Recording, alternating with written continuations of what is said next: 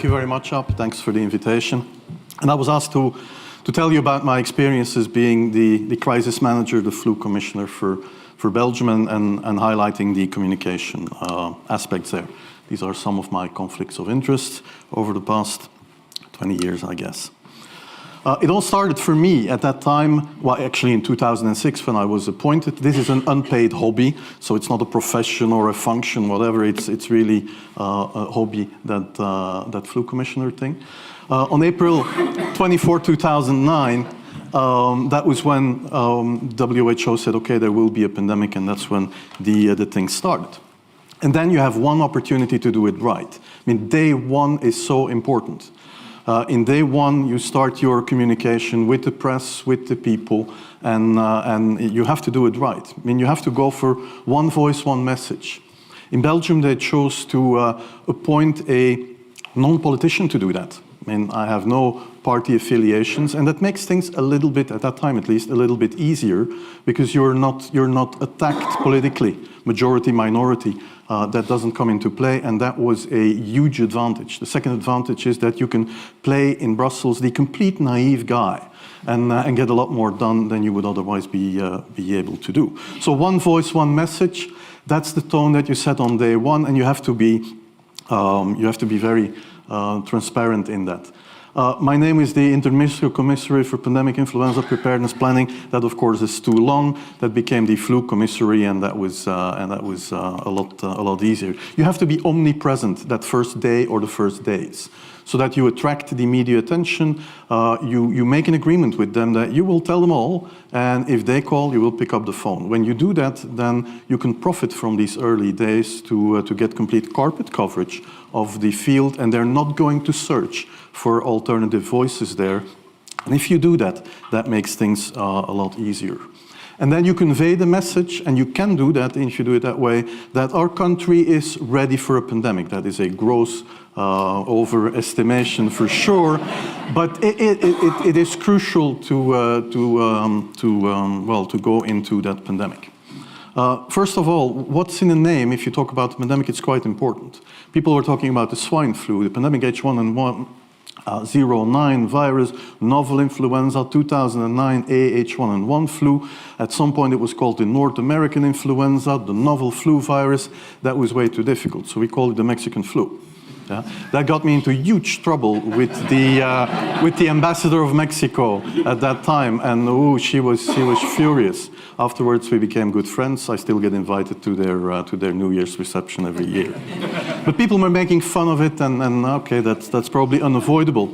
But the fact to have a clear and recognizable name, which was easy for the lay public to understand and use, was actually quite important. It also worked. This is the word of the year of 2009. Defriending on Facebook became #1. To my big disappointment, Mexican flu was second, and flu commissary was #6. So the term works, and that makes things a lot easier. These first weeks, that's easy street. When you have no opposition and everybody needs news and they can come to you for news, you can bring quite a lot of neutral information, and it is picked up, and it is well, the news is brought the way you bring it, and that is you can only do that in the first couple of weeks or months. One of the problems that we have, or that we had, is that we did not have a media budget. That was really €0 that we could spend.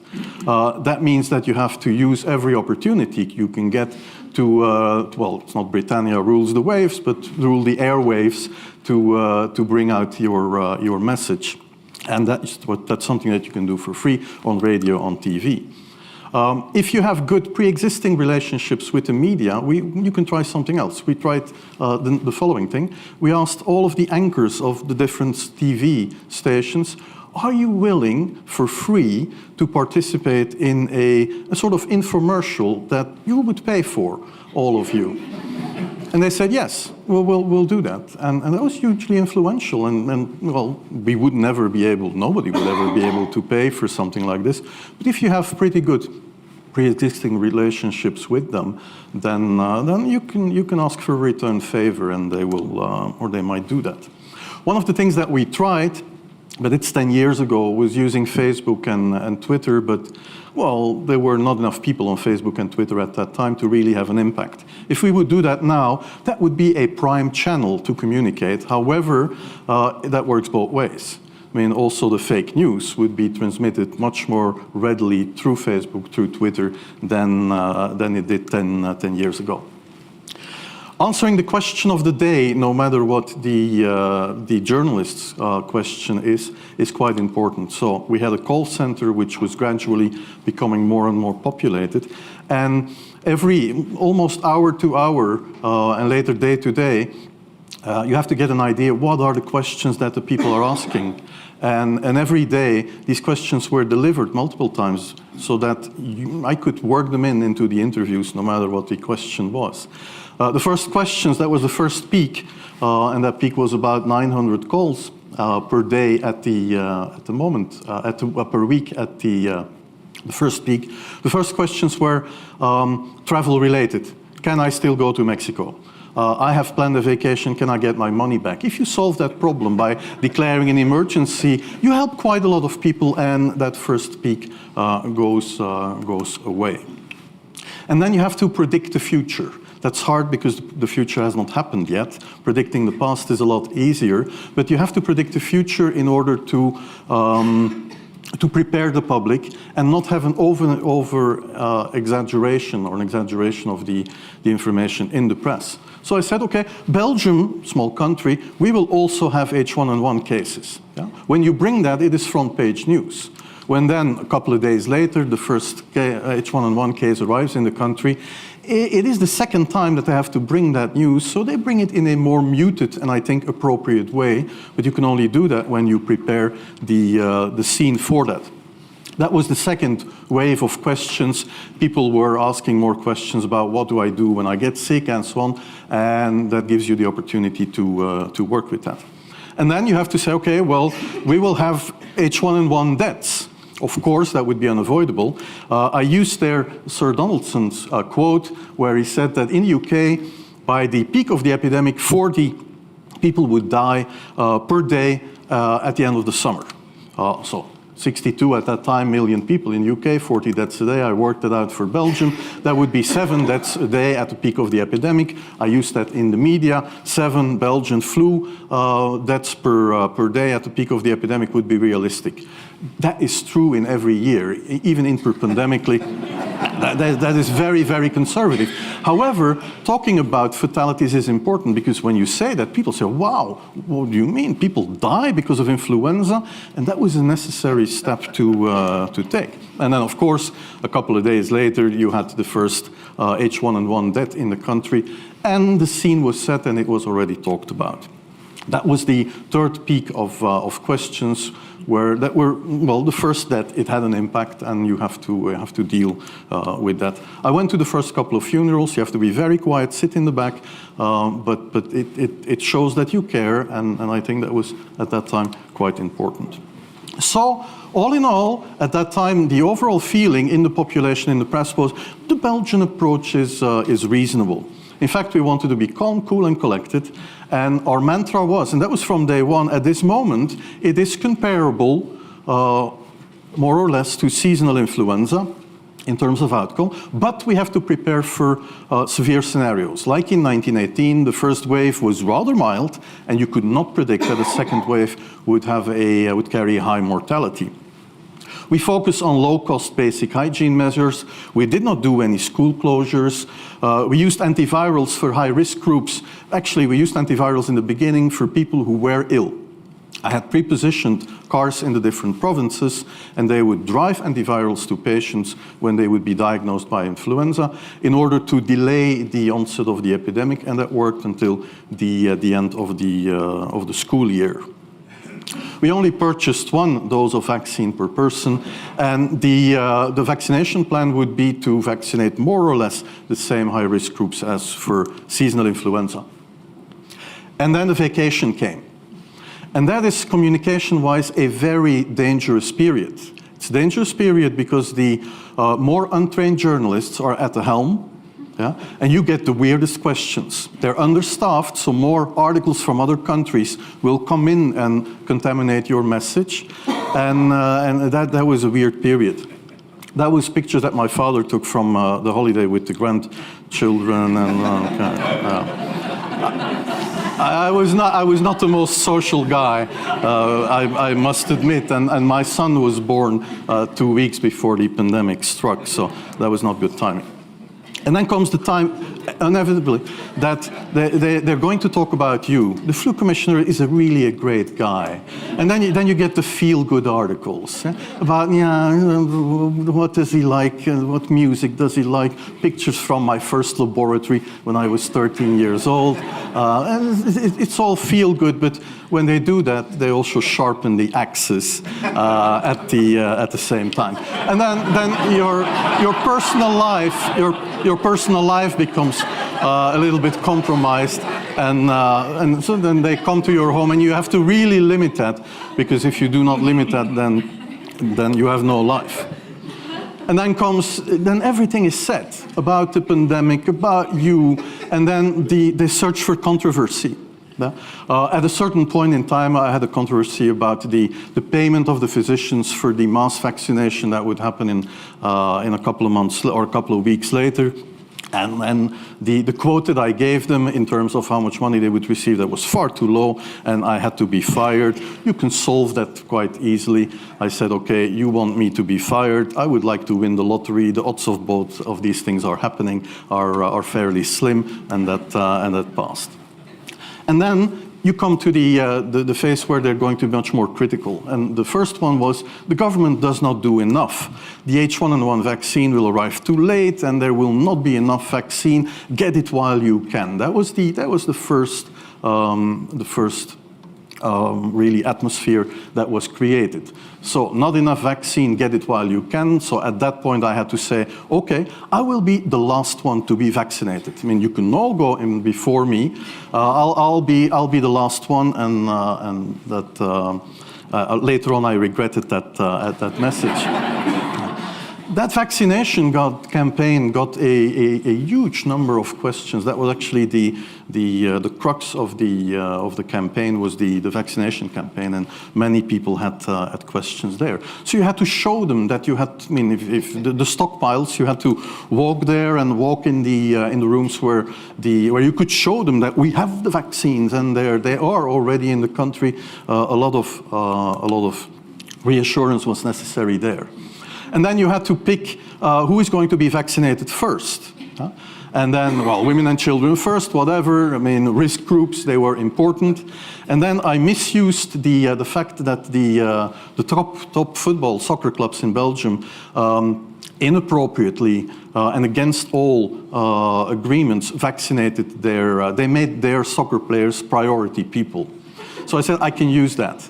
Because if the population really believes that this vaccine is so desirable that even the soccer players would be dishonest to get their vaccine, I said, okay, I can play with that. So I made a big fuss about this. This is Van Ranst is raving mad.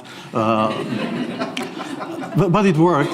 And actually, these vaccination campaigns by the GPs went really, really well. In a number of weeks, everybody could be vaccinated. That's still a fairly relevant portion of the pandemic. Well, it worked fine in Flanders.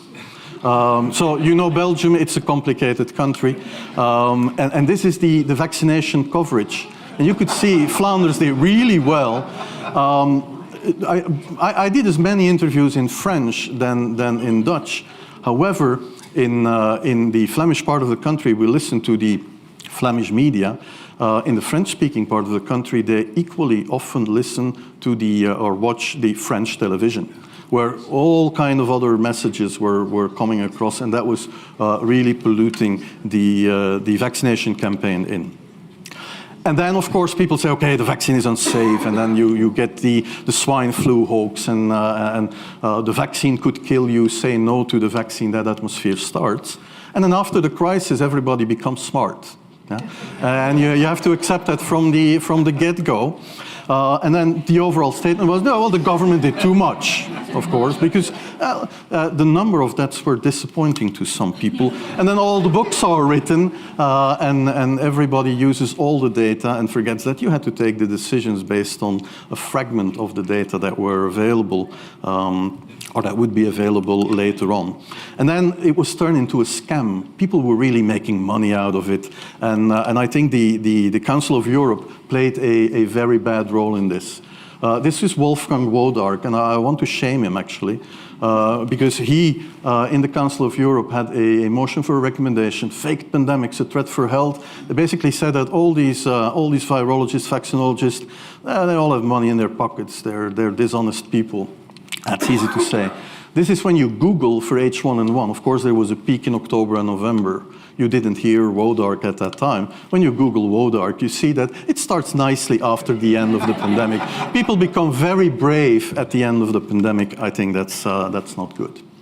Then as time goes by, I still have 1 minute and 51 seconds, I would like to actually issue a warning. This all started in April 2009. Many years have passed. In fact, 3,560 days today, 508 weeks and almost 10 years have passed. And that has an impact, because people are forgetting about the pandemics a little bit. This is when you look for influenza and pandemic in PubMed. Until 2003, 2004, there wasn't much. Then H5N1 came and some interest was raised. Then the 2009 pandemic arrived and there was a lot of interest, and that is what happened since. So the interest is, scientifically, is going down. Also, the leadership is changing. And this was a good exercise for a big pandemic. I agree. But when we're moving farther away from 2009, that experience is being lost. At that time, Margaret Chan led the WHO, Tom Frieden, CDC, Susanne Jakob, the ECDC. Well, we're now 1 or 2 directors further, and that experience from 2009, there have of course been other experiences, but that one is not there anymore. The same for the leadership, the political leadership. At that time, Obama, Brown, Sarkozy in Belgium, Van Rompuy were there, and well, we're 2 or 3 political leaders further down the road, and a lot of what was learned in 2009 has been sort of unlearned and would have to be invented all. Well, there is still Angela Merkel and Apostelhaus. They're the mainstays. We can always count on them. So are we ready for the next pandemic? I don't think we are. But I would say that pandemics are like a box of chocolates. And then I would like to invoke the words of the philosopher Forrest Gump. You never know what you're going to get. Yeah. Thank you.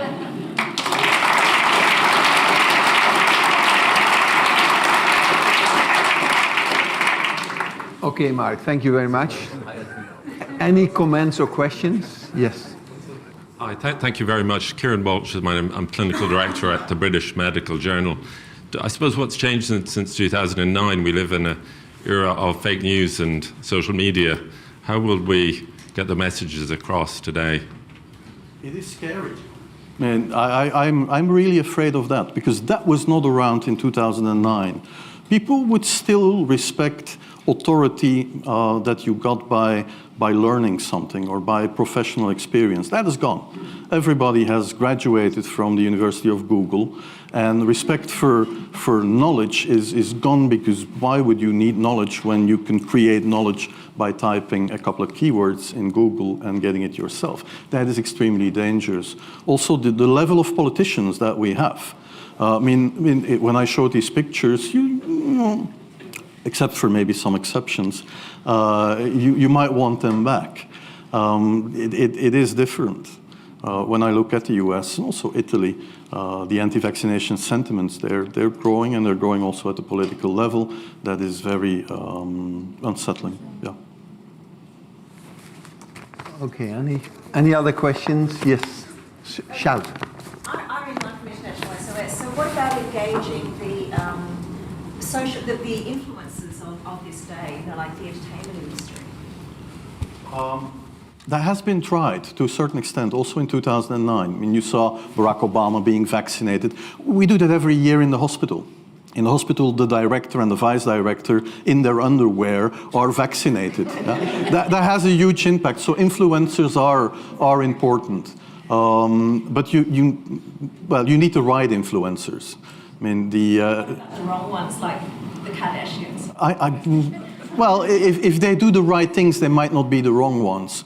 But I think they become unpredictable. They become unpredictable, I think. How effective was the Emmys? With? The Emmys. The Emmy Awards. Eva flu shots. But that was not necessarily. I think they meant well. I don't think the Emmy Awards ceremony necessarily is the setting to do vaccinations, but I think they meant well. I saw the footage. Yeah. Any other questions? Yep, Caroline Brown, WHO Regional Office for Europe. Mark, I really like your presentation, and I've seen it before, and it's still entertaining. But okay, no, it's still. But okay, so Belgium called it the Mexican flu, as did many countries. It's a good name, but certainly from WHO perspective, we try to avoid implicating the countries. And I think that's part of preparedness. Let's be prepared for the next pandemic. What are we going to call it that we could all call it? Well, we still talk about the Spanish flu, the Hong Kong flu, the Asian flu, and I've never felt that was extremely discriminating against, for example, the Spanish people. I agree and I understand it. But the different names that were used they're okay to use in scientific journals. That is fine. But to use that in communication with the public, it was over their head. Well, you talk about H1N1 and you lose 90% of the audience. I understand, but I can assure you that our Spanish colleagues are still sensitive about 1918. Yeah, It's not WHO that determines the name. Yeah, so true. But I do understand the sensitivities. But don't you think people understand H1N1 now? Well, a lot more people do than a couple of years ago, but never overestimate that, really. I mean, it is over their head. But H1N1 is seasonal today, so the Spanish flu is not seasonal, so. No, I know, but they're trainable. Yeah. To a certain extent. So you have mentioned your experience with Belgium. Do you believe similar experiences have been in other European or even non-European countries? I think it might be. Well, in Belgium this was possible, not because it's a great country, but it's a small country. Yeah? If you want to do this, one voice, one message in a huge country, it is very difficult to achieve, I think. I think it's more important, or what worked more was the fact that I was apolitical. I think that had more of an influence. If you have a career politician do that, from day one he gets attacked by the opposition, whose duty it is to oppose. But that it makes life very hard, I think, for them. Well, perhaps if you compare it to the Netherlands, which is quite similar, we had about 20 spokespeople. Yeah, and so that made it very difficult. Yeah, so. I'm coming from Italy. I don't remember what happened in Italy. So honestly, it was 10 years ago. Okay, thank you very much, Mark.